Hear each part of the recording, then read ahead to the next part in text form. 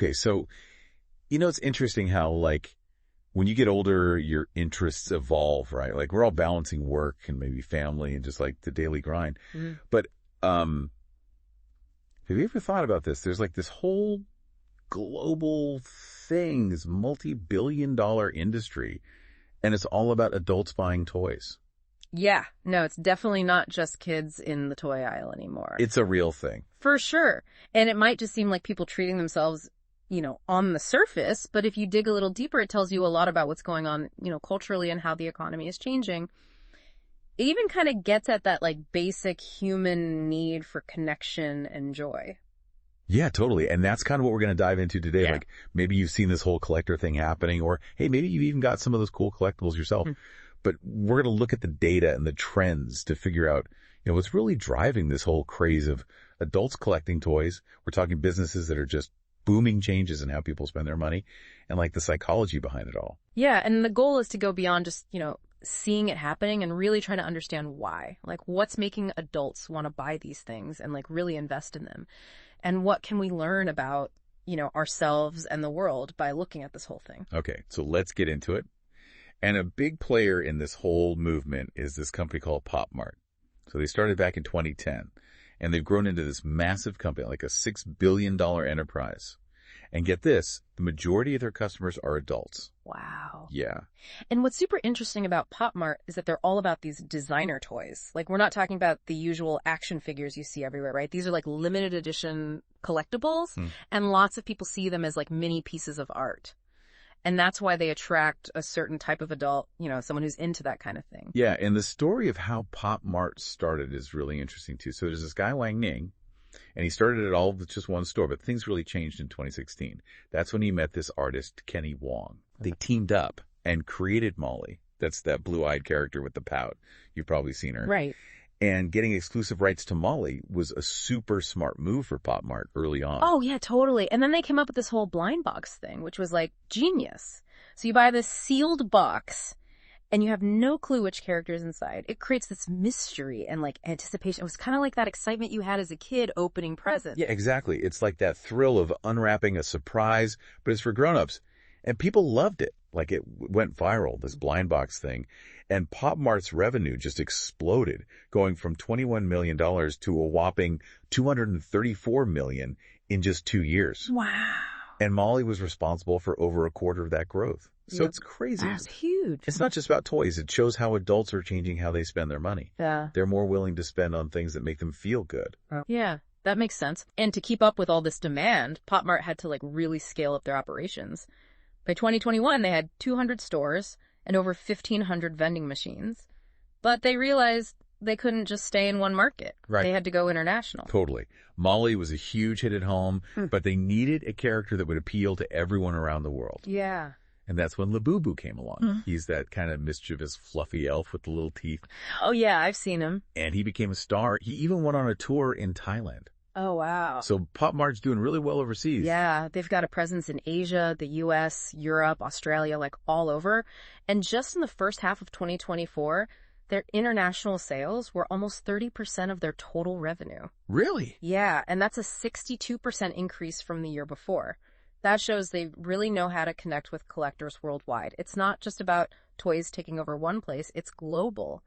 And that brings up this interesting question about why adults are so into these toys. Some people call it culting. Yeah, what is that? So culting is basically when grown-ups get really into hobbies and interests that are usually seen as, for kids. It's like they're choosing to live life with that childlike spirit. That's cool. Yeah, and one reason for this culting thing is that people want to escape.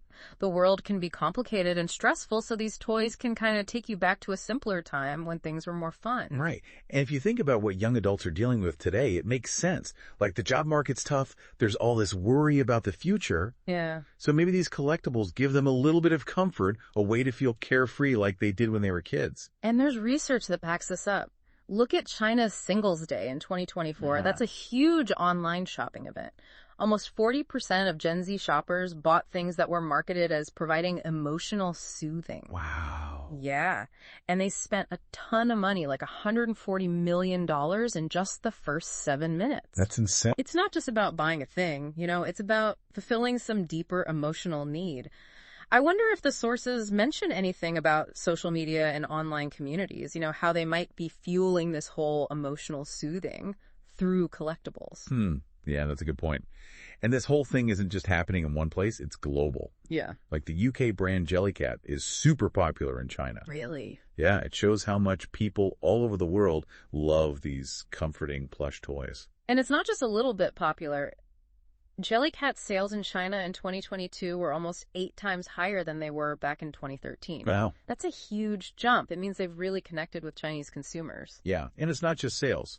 On Xiaohongshu, that's a Chinese social media platform, posts with Jellycat have gotten over 1.5 billion views. Wow, that's a lot. That kind of online buzz shows how much these simple plush toys resonate with people. Yeah. It's amazing. And when you see how well brands like Jellycat are doing, it makes you think about the bigger economic picture too. For sure, all of this points to a big economic trend.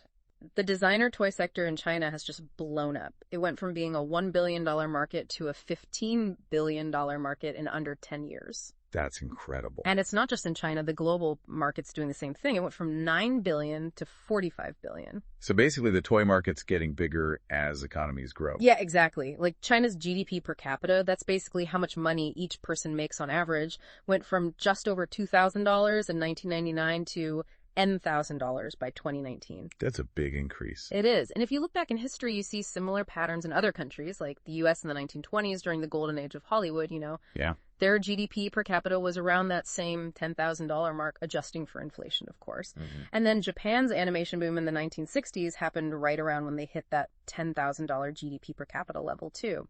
It seems like when a country gets to a certain level of wealth, people start spending more on things they enjoy, like leisure activities and cultural stuff. That's really interesting. It's like once people have their basic needs covered, they have more money to spend on things that make them happy. Right. And this whole designer toy market is also tied to this thing called intellectual property or IP. Absolutely. China has really stepped up its game when it comes to protecting intellectual property. They've made new laws and everything. And it's working. It's created this environment where new ideas can flourish. Experts say that patents alone are now adding trillions of dollars to China's economy.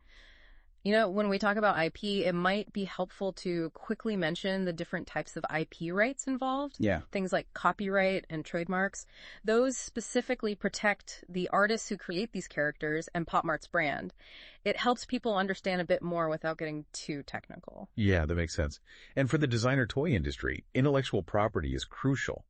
Companies like Pop Mart spend a lot of money to get exclusive rights to characters created by all these different artists. Right. They're not just coming up with their own characters. They're working directly with the creative community. That's smart. It is. And they're also making deals with big entertainment companies like, think Harry Potter, Game of Thrones, Marvel. Oh, yeah. So they can tap into those huge fan bases and reach even more people. So it seems like even though trends come and go, toys, especially for adults, are here to stay. Yeah, it's not just a fad. And it's fascinating to think about why these toys are so appealing. It comes down to some basic human needs, Yeah. Like the sources said, they provide comfort and a sense of familiarity in a world that can feel really unpredictable. They can spark creativity and imagination, and they bring people together who share those interests.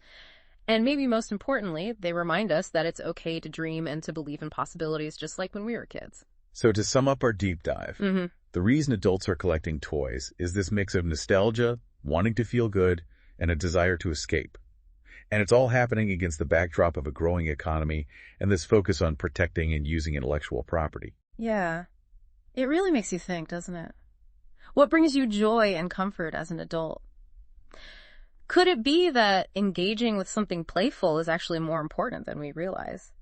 Think about the toys that resonate with you, and we're using toys in a broad sense here. What do they tell you about what you need and what you aspire to? It's something worth pondering.